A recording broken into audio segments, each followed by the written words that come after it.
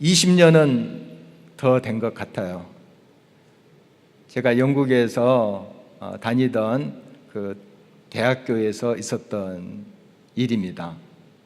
거기에 교학실이 있죠. 학생들의 그 여러 업무를 보는 그 사무실이에요. 거기에 무슨 서류를 떼러 갔던 것으로 기억이 됩니다. 그런데 학생들이 줄을 많이 섰어요. 이렇게 줄을 서서 기다리는데 제 눈에 누가 들어오냐면은 그 교직원이 들어오는 거예요. 이렇게 기다리다 보면은 이렇게 보이잖아요. 그런데 그 교직원이 굉장히 불친절해요. 퉁명스럽게 이렇게 학생들 대하고 하는 모습을 보면서 왜 저러나 마음에 그렇게 생각을 했었죠. 참 학생들을 위해서 봉사하는 자리 아닙니까? 그 서비스를 하는 자리인데 거기서 그렇게 불친절하면 되겠어요? 그래서 내 마음에 못마땅한 그런 생각이 들었습니다. 이제 제 차례가 됐죠. 아니나 다를까 저한테도 퉁명스럽게 이야기하는 겁니다. 불친절해요. 어떻게 했을까요? 요즘은 좀 달리 좀 제가 대응을 했을 것 같은데 나무랐어요. 꾸짖었어요. 그런데 그 교직원이 이걸 순순히 받아들이고 잘못했습니다 하면 되는데 나를 또 치고 들어오는 거예요. 어떻게 되겠습니까? 말다툼이 된 거죠. 이럴 때 영어가 더 잘 되더라고요. 어떻든 이게 말싸움이 돼버린 거예요. 그 자리에 학생들 다 있고 교직원들 딱 있는데, 그러니까 그 상사가 저한테 왔어요. 그래서 살짝 저를 이제 이렇게 옆으로 빼내서 무슨 일이시냐고 이렇게 물었어요. 그래서 이리 해서 내가 훈계를 주고 있었다고 그런 이야기 했어요. 그랬더니 죄송하다고, 잘 교육시키겠다고 그렇게 했습니다. 일을 다 보고 돌아오는 길 내내 아주 기분이 안 좋아요. 마음이 불편했습니다. 그리고 나중에 이 일이 또 생각날 때마다 기분이 좀 안 좋아요. 썩 좋은 추억이 아닙니다. 그리고 이런 생각이 드는 거예요. 내가 그때 한 행동이 정당했을까? 물론 그 교직원이 친절해야 돼요. 그게 바른 거예요. 그건 이제 거기 맡기고 나는 정당한 걸까? 여러 사람 앞에서 그 교직원을 꾸짖는 게 과연 옳다고만 할 수 있겠는가 하는 생각을 해봤어요. 그리고 쭉 줄을 서 있는 학생들의 입장에서 좀 생각을 해봤습니다. 어떤 학생은 이런 사람도 있었겠죠.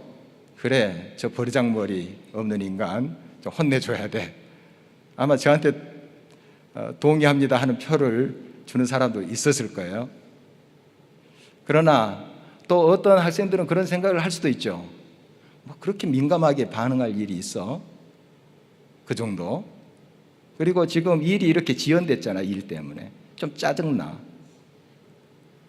이렇게 할 수도 있겠다는 생각이 든 거예요. 그리고 그 직원 입장에서 또 생각을 해봤습니다. 그 동양인 학생이 막 자기를 꾸짖어서 반성할 기회를 자기한테 줘서 참 고맙다. 아마 그렇게 생각을 하긴 할까요? 아마 안 할 가능성이 많습니다. 그렇게 생각 안 할 가능성이 있어요. 가끔씩 이 생각 나면 좀 기분이 나빠질지도 모릅니다. 예수님처럼 억울하고 또 못마땅한 그러한 일들 당한 사람은 없을 거예요. 예수님 무슨 죄가 있습니까? 뭐 잘못한 거 있어요? 그런데 얼마나 많은 공격을 당합니까? 우리가 성경을 보면 말도 안 되는 소리로 공격하죠. 또 함정을 이렇게 딱 파나요, 말로. 그 유인해서 예수님을 딱 잡으려고 하는 그런 계책들도 우리 성경에서 쉽게 발견해 볼 수 있습니다. 예수님은 물론 거기에 올무에 걸리지는 않으시죠. 이러한 일들을 예수님이 얼마나 많이 당하셨는지요. 그리고 급기야 이 예수님을 핍박하는 사람들이 예수님 죽이려고 해요. 그 이유는 예수님께서 자기들의 외식과 위선을 공격했어요. 그래서 자기들의 기득권이 많이 흔들리고 또 사람들 앞에 그동안은 존경을 받았는데 대단한 인물들로 추앙을 받았는데 예수님 그것을 공격하니, 위선으로 치부하면서 공격하니 기분이 좋겠습니까? 기분이 상했죠. 화가 났죠. 이게 커져가지고 죽이려고 하는 마음까지 생긴 거예요. 예수님 다 아시죠? 그리고 예수님의 제자들은 어떻습니까? 지금 오늘 본문 이제 조금 후에 예수님 잡히세요.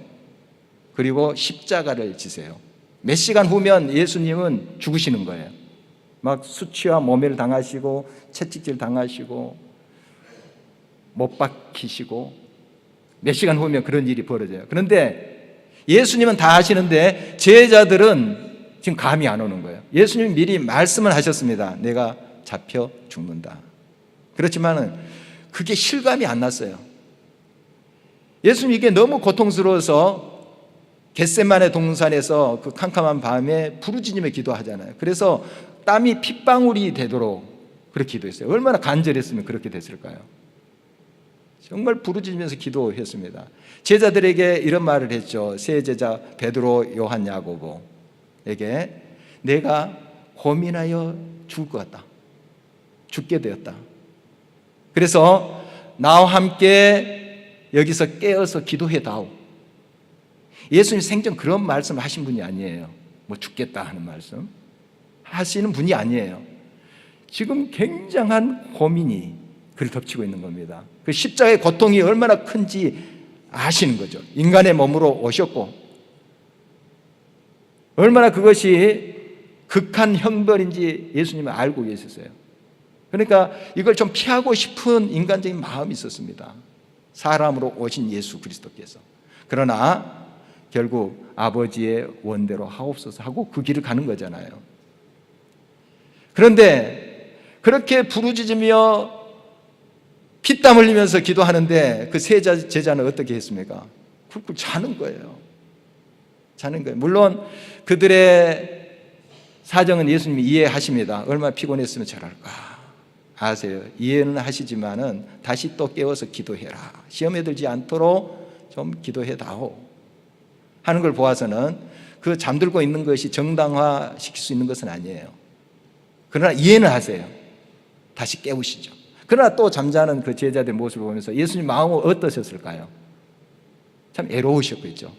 물론 이 길은 십자가의 길은 예수님 홀로 가시는 거예요. 그렇지만 옆에서 기도해주고 같이 힘을 모아준다 얼마나 좋을까 하는 바람이 예수님께 있었던 것이죠. 제자들은 지금 이 십자가의 길이 어떤 것인가를 이해를 못하는 거죠. 이게 어떤 의미인지 알지를 못하는 거예요. 예수님은 이러한 애로움 속에서 그 고난의 길을 가고 있었던 것입니다. 이렇게 어린아이처럼 아무것도 모르는 이들을 두고 떠나야 됩니다. 물론 성령을 보내주시겠지만 떠나는 그 마음이 어떠했겠습니까? 착잡하기도 하고 또 애롭기도 하고 또 고통으로 다가왔을지도 모를 일입니다. 그런데 예수님의 마음을 가장 아프게 한 일이 있습니다. 여러 가지 일이 있겠지만 그건 제자의 배반입니다. 가룟 유다가 예수님을 배반한 사건이에요. 여러 예수님을 공격하는 사람들의 그런 말과 그들의 행동이 예수님을 마음 아프게 하셨지만 또 제자들이 잠든 모습이 예수님을 아프게 하셨지만 그것과 비교할 수 없을 정도로 가룟 유다의 배신 얼마나 큰 고통이겠습니까? 3년 동안 동고동락에 했던 제자예요. 그 제자가 한순간에 등을 돌려버려요. 물론 처음부터 그러지는 않았겠죠. 예수님이 병자를 고치고 귀신을 내쫓고 막 기적을 베풀잖아요. 야, 저분을 따라가면 뭔가 있겠다. 저분이 메시아로서 이 로마의 압제 밑에 있는 우리 이스라엘 민족을 구원해 줄 능력자다. 이렇게 기대를 했던 거죠. 그런 그림이 이 유다뿐만 아니라 제자들에게 있었어요. 그런데 예수님 시간이 지나면서 자꾸 뭐 천국이 어떻다, 좀 이 땅의 문제, 로마를 어떻게 하면은 전복시킬 건가, 어떻게 물리칠 건가, 좀 구체적인 그런 이야기를 해 주셔야 되는데 뭐 천국의 보화가 어떻고 열처녀가 어떻고 또 달란트가 어떻고 이런 이야기를 하는 거예요. 굉장히 제자들 쪽에서 보면 뜬구름 잡는 이야기죠. 그리고 예수님이 자기가 잡혀서 죽는다는 거예요. 예수님 죽으면 안 되죠. 이 제자들 편에서.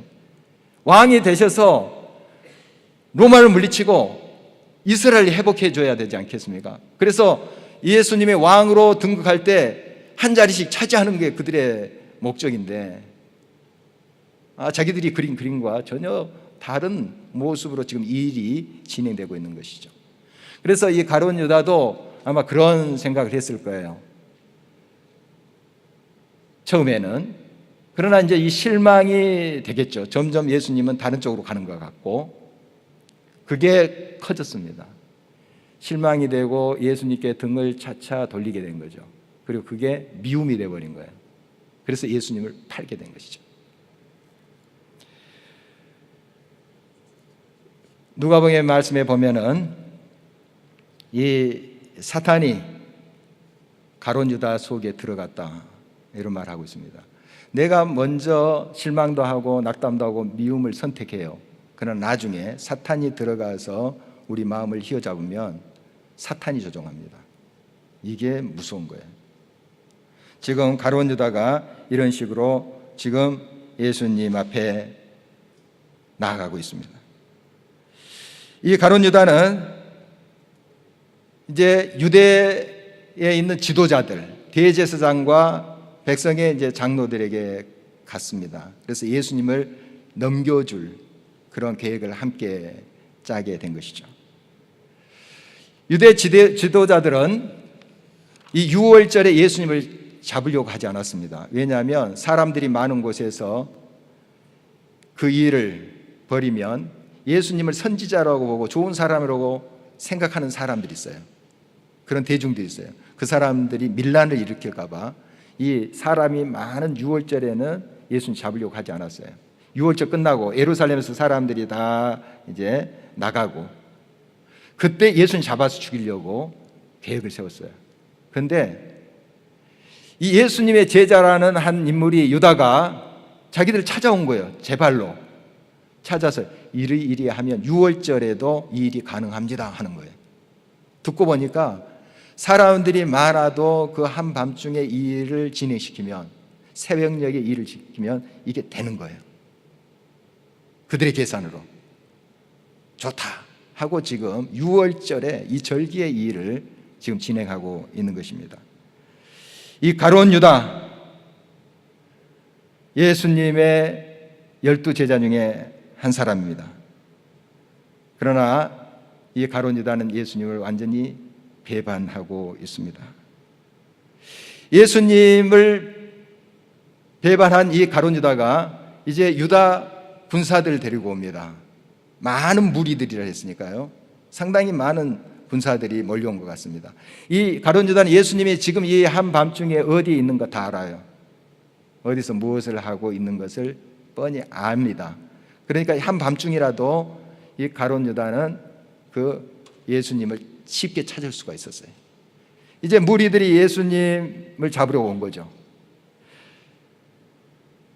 그들은 칼과 멍치를 가지고 무장해서 왔습니다. 예수님이 칼로 무장하신 적이 없어요. 칼을 휘두르신 적도 없고 더더욱 폭력을 행사한 적도 없습니다.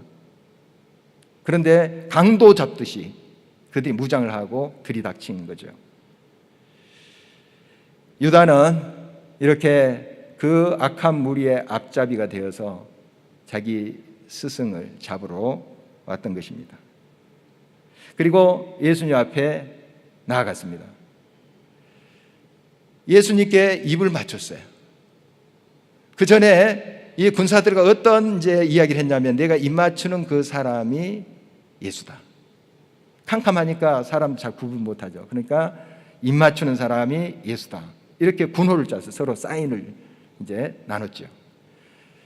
그대로 가룟 유다가 예수님 앞에 와서 입맞춤을 했습니다. 그리고 선생님, 랍비여, 안녕하십니까 하고 인사를 하는 거예요. 한번 그림을 우리가 그려볼 수 있습니다. 얼마나 가증한 모습이에요. 선생님 안녕하십니까? 선생님이 지금 피땀 흘려서 기도하는 그 시간에 가서 모의를 하고 사람들을 지금 끌고 온 그 사람이 선생님 안녕하십니까? 얼마나 가증한 인사입니까? 이때 예수님께서 이렇게 말씀하세요. 친구여, 너가 하는 일을 하라. 지금 계약하고 있는 일을 그대로 하라 하면서 유다를 친구라고 부르고 있습니다. 자기를 배반한 제자예요. 그 누구도 아니고 사랑하는 제자예요. 그런데 그 제자를 향해서 친구여 이렇게 부르고 있습니다. 예수님 이거 마음에 없는 말로 그렇게 불렀을까요? 속에 저주하는 말, 미워하는 말로 친구여 이렇게 불렀을까요? 아닙니다. 연민과 긍휼의 마음을 가지고 친구여 그렇게 부른 거예요. 너무 불쌍한 거예요. 이 가룟 유다가 너무 불쌍한 거예요. 이후에 예수님께서 십자가에서 달려 돌아가실 때 예수님을 모욕하고 찌르고 십자가에 못 박은 사람들을 위해서 예수님 기도하는 모습이 나오죠. 아버지여, 저들을 용서해 주십시오. 저들은 지금 자기들이 하고 있는 일이 어떤 것인지 어떤 의미인지 알지 못합니다. 용서해 주세요. 이렇게 기도했던 예수님이에요. 아마 같은 마음입니다. 아니 더 큰 마음으로 이 제자 가룟 유다를 향해서 친구여 이렇게 부르고 있는 거죠. 용서해 주세요. 용서해 주세요. 연민과 긍휼의 마음으로 부르고 있습니다. 여러분의 삶 속에 여러분 자신을 찌르고 공격하고 때로는 말도 안 되는 그런 소리로 말을 들을 때가 있습니다. 그런 일을 당할 때가 있어요. 어떻게 여러분들은 반응하시고 어떤 마음을 품고 계시는지요? 동생 하면서 간까지 빼어줄 듯한 그 사람이 친해지니까 그에게 돈을 빌립니다. 사기를 치는 거예요. 잡아떼는 거예요. 그 돈이 아까운 것보다도 그 가증한 입맞춤이 더 가슴을 아프게 하는 거잖아요. 한 교인으로부터 또 들은 이야기입니다. 같은 교회에서 동고동락했어요. 그 교회를 위해서 충성했습니다. 그런데 멀리 이사를 오게 되고 또 아버지를 모시게 되고 이런 과정 속에 이제 가까운 교회로 옮기게 됐어요. 그런데 그 교회에서 목사라는 사람이 모함을 하고 공격하는 말을 하는 거예요. 퍼뜨리는 거예요. 그 성도님의 마음에 피멍이 들지 않겠어요?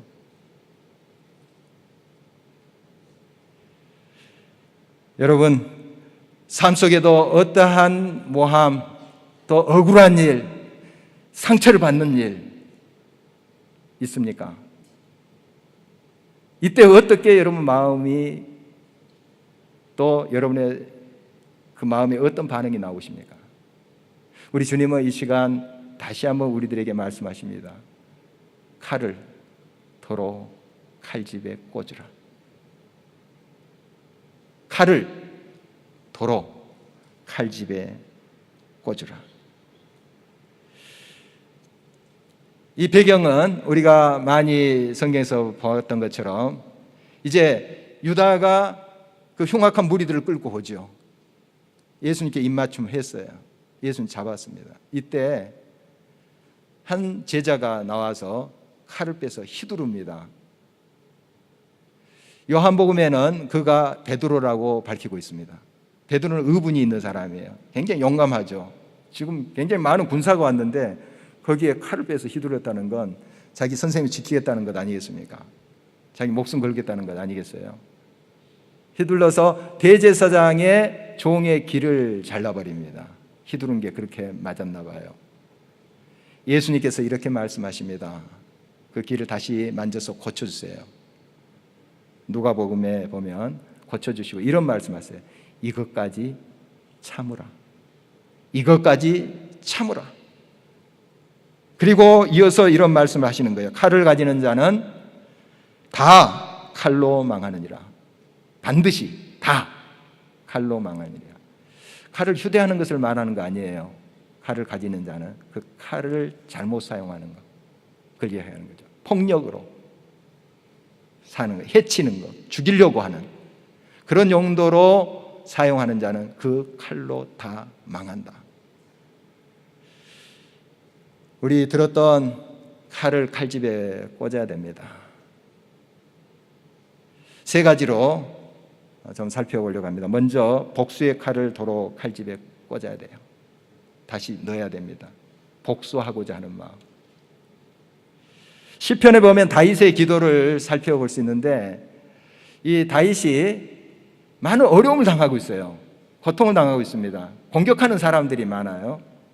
그래서 이런 기도를 해요. 이 원수들, 이 대적들을 주님 다 진멸해 주십시오. 망하게 해 주십시오. 이런 기도를 드려요.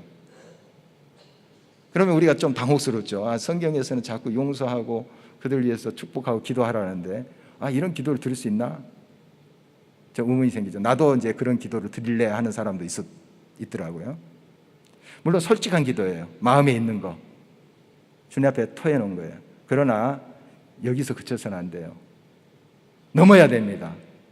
바울로 가야 돼요. 다윗에서 바울로 가야 돼요. 바울은 성령의 감화 감동으로 이렇게 외치고 있습니다. 너희를 핍박하는 자 있느냐? 괴롭게 하는 자들이 있느냐? 그들 위해서 기도하고 축복하라. 잘되게 기도하라는 거예요. 축복하라. 이게 바울이 성령의 감화 감동으로 말씀했던 거예요. 그것은 예수님의 가르침 그대로 따라하는 거예요. 예수님도 너희를 핍박하고 괴롭힌 자를 위해서 기도하라 이렇게 말씀하시거든요. 그걸 그대로 따라서 했던 사람이 이 바울이에요. 그가 빌립보에서 귀신 들려서 점을 치는 한 여인을 고칩니다. 그러면 사람들이 야 정말 하나님의 능력이다. 저 흉악한 귀신 들려서 저렇게 불행하게 살았던 사람이 새 사람이 됐다. 환영할 일이 아니겠습니까? 그런데 그 점을 쳐서 돈 버는 사람들이 있었어요. 그런 사람들 들고 일어나죠. 그리고 사람들을 선동해가지고 바울과 실라를 돌로 칩니다. 거의 죽을 뻔하죠. 매로 치고 해서 빌립보 감옥에 집어넣어 버립니다. 바울이 그 빌립보 감옥에서 얼마나 억울하겠습니까? 뭐 자기가 나쁜 짓 했습니까? 속였습니까? 사기쳤습니까? 험담했습니까? 억울하죠.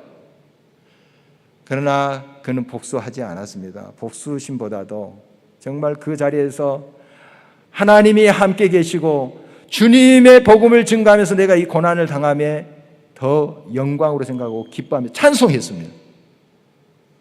옥문이 열리고 간수장 가족이 구원을 받았던 사건을 우리가 성경에서 볼 수 있잖아요. 여러분, 복수는 반드시 복수를 불러옵니다. 할리우드 액션 영화 저도 좋아하는데요. 통쾌하죠? 악당과 선인이 딱 분명히 나눠집니다. 악당을 아주 극한 지경의 악한 캐릭터로 묘사를 해요. 그래야지 나중에 딱 처치할 때 통쾌해지죠. 딱 주인공이 아슬아슬하다가 딱 처치하면 얼마나 통쾌합니까? 그런데 성경은 그런 식으로 진행되지 않아요. 예수님의 십자가에도 그런 식으로 진행되지 않아요. 복수하지 않습니다. 용서합니다. 용서해요. 그런 사람들까지 다 축복하고 용서합니다. 두 번째로 비판의 칼을 칼집에 도로 꽂아야 됩니다. 마태복음 7장에 보면은 비판하지 말라. 너희가 비판하는 그 비판으로 너희도 비판을 받는다. 이런 말씀하고 있습니다. 여기서 비판하지 말라 하면 전혀 우리가 건전한 비판도 하지 말라 하는 그런 뜻은 아니에요. 7장 말씀을 쭉 보면은 너희가 형제 있는 티를 빼려고 하느냐? 그러면 먼저 내 눈 속에 있는 들보를 빼라. 이런 말씀하고 있어요. 형제의 눈 속에 있는 티를 빼지 말라는 뜻이 아니잖아요. 빼라 하는 거예요. 잘못된 거 지적하고 고치라는 거예요.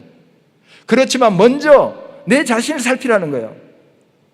내 자신에 있는 더 큰 허물과 잘못된 것을 살피라는 거예요. 그런 다음에 그걸 뽑아낸 다음에 형제 고쳐주라, 비판하고 하라 하는 것이죠. 그래서 비판을 위한 비판이 아니고 살리는 비판이 돼야 돼요. 세우는 비판, 사랑을 가지고 기도로 준비하고 비판해야 되지 않겠습니까? 여러분, 혹시 여러분이 비판의 말이 먼저 앞선 적이 있습니까? 또 그런 마음이 듭니까? 이때 먼저 그 칼을 칼집에 꽂으세요. 꽂고 먼저 여러분 자신을 살피는 거예요. 들보를 빼고, 그리고 살리는 비판, 책망도 살리는 책망 할 때 함께 사는 것이 아니겠습니까? 세 번째로 증오의 칼을 도로 칼집에 꽂아야 돼요. 요한일서 3장 15절 보면은 이 증오, 미움은 살인한 거다, 이렇게 선언하고 있어요. 미움은 살인한 거다.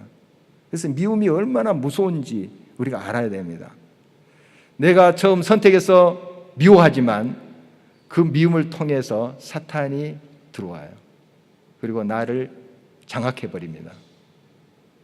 그리고 많은 사람들을 아프게 하고 죽이게 하고 그 자신도 죽게 만들어요. 이게 미움이에요. 이 미움은 우리의 마음 중심에 독사처럼 따리를 들고 있어요. 그리고 찬스가 오기만 하면 그 독을 뿜어냅니다. 많은 사람 다치게 해요. 그리고 자기 자신도 결국 파멸하게 만드는 것이 증오입니다. 증오의 칼을 다시 칼집에 꽂아야 됩니다. 예수님께서 왜 이렇게 하셨을까요? 정말 능력 있는 분이시고 말씀 한마디면 12군단이나 더 되는 천군 천사들을 불러올 수 있는 분이에요. 말씀으로 천지를 창조하신 그 하나님, 삼일체 하나님 아니십니까? 그런데 왜 이렇게 힘없게 끌려가시나요? 왜 이렇게 무력하게 끌려가시나요? 우리 때문이에요. 우리가 눈에 아른거리는 거예요. 예수님이 이 십자가의 길을 걸어야만이, 십자가에서 피 흘려 죽으셔야만이 우리의 죄의 문제가 해결되기 때문에 그래요. 그 피가 우리의 죄를 씻어주고 우리가 하나님의 아들, 딸이 되는 길이 유일하게 이 길밖에 없어요. 그래서 그 고통과 시욕을 참으신 거예요. 우리 생각하고 이 힘없이 모욕을 당하시고 고난을 당하신 십자가의 길을 가신 것입니다. 여러분, 다시 한번 우리가 고난주간을 앞두면서 그 예수님이 걸었던 십자가의 길을 좀 깊이 묵상했으면 좋겠습니다. 무력한 대응같이 보였습니다. 힘없이 십자가의 길을 가셨습니다.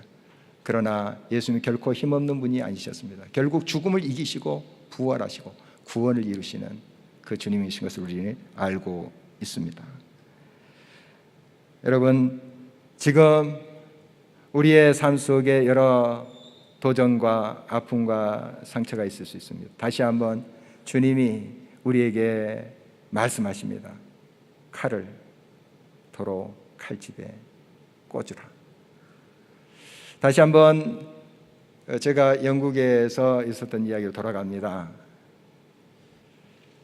저는 이제 줄을 서서 기다리면서 저 친구 왜 저렇게 불친절하게 하나 하고 벌써 마음이 상해 있었어요.